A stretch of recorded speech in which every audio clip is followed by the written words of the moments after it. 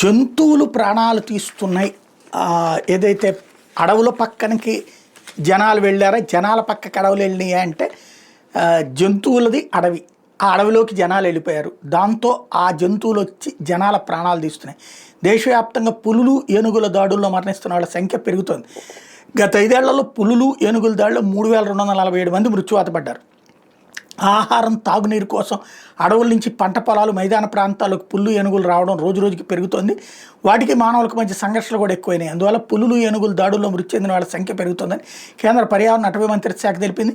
గత 5 ఏళ్లలో పులుల దాడుల్లో దేశవ్యాప్తంగా 378 మంది మృతి చెందారని వెల్లడించింది.